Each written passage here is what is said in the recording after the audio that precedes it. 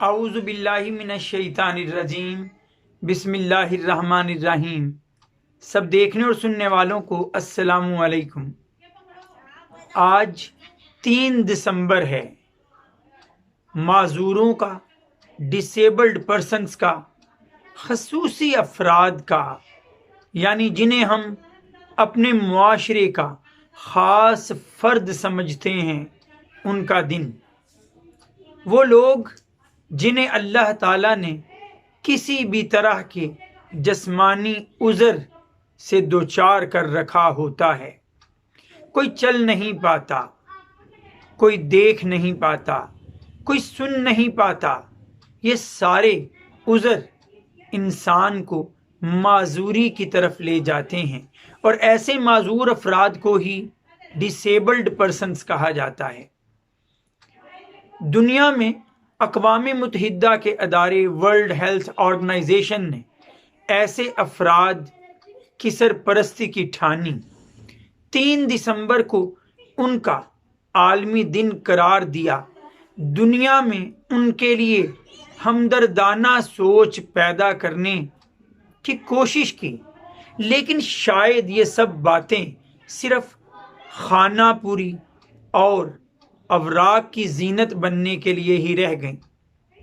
جو حقوق ان مخصوص افراد کو ملنا چاہیے تھے وہ مل نہیں سکے، اور اگر میں حقیقی بات کہوں تو صرف اور صرف اسلام وہ مذہب ہے جسے ہم انسانیت کا مسیحا کہتے ہی اس لیے ہیں کہ اس مذہب نے انسان کے ہر طبقے کو اس کے جائز حقوق دلائے ہیں۔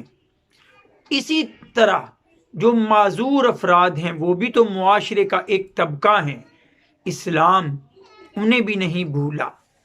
اگر میں ذکر کروں عبادات کا تو آپ دیکھیے، نماز ہو، روزہ ہو، حج ہو، زکوٰۃ ہو، جہاد ہو، ہر کسی میں آپ کو رعایت نظر آئے گی ان معذور، ان ڈسیبلڈ پرسنز کے لیے۔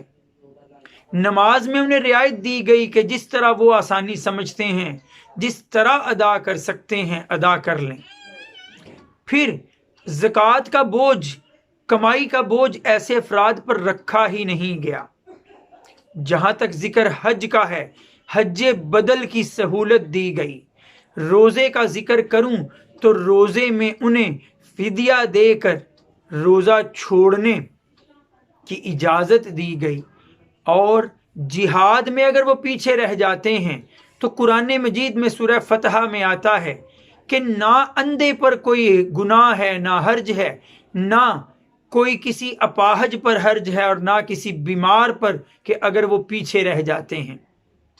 پھر دیکھیے، حضرت محمد صلی اللہ علیہ وآلہ وسلم ایک بار قریش کے سرداروں کے ساتھ یہ بات کر رہے تھے کہ کسی طرح وہ ایمان لے آئیں کہ ایک نابینا صحابی جنہیں دکھائی نہیں دیتا تھا، نام تھا ان کا عبداللہ ام مکتوم رضی اللہ تعالیٰ عنہ، تشریف لے آئے، اور انہیں تو ظاہر نظر نہیں آتا تھا، اور انہوں نے آ کے اپنا سوال شروع کر دیا۔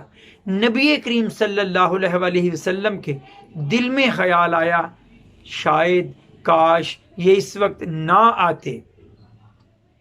اللہ تعالیٰ نے سورہ عبس نازل فرما دی، اور پھر اس کے بعد نبی کریم صلی اللہ علیہ وآلہ وسلم جب کبھی وہ نابینا صحابی آپ کے پاس آتے تو ان کی عزت و تکریم کرتے، بلکہ آپ یہ دیکھیے غزوہ احد پر جاتے ہوئے اپنا نائب انہیں مقرر کر کے جاتے ہیں۔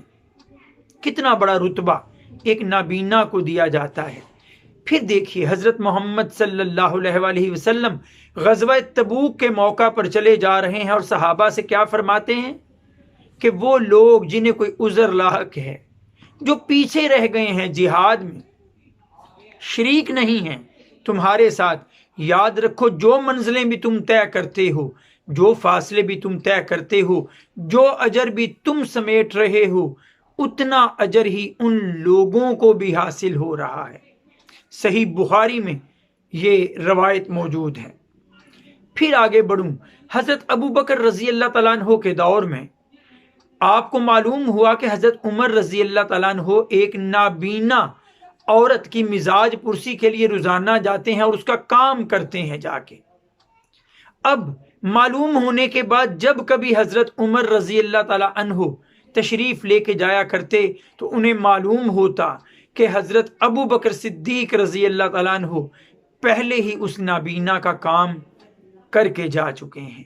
حضرت عمر رضی اللہ تعالیٰ عنہ کا دور آتا ہے تو حضرت عمر رضی اللہ تعالیٰ عنہ کے دور میں اپاہجوں کے لیے، معذوروں کے لیے، یا حادثاتی طور پر جن کے ہاتھ پاؤں کٹ جاتے یا بینائی چلی جاتی، ان سب کے لیے بیت المال سے سرکاری سطح پر وظائف مقرر تھے، تنخواہیں مقرر تھیں، اور اس میں کوئی اپنے بیگانے کی تخصیص نہیں تھی، سب کو یہ حق ملتا تھا۔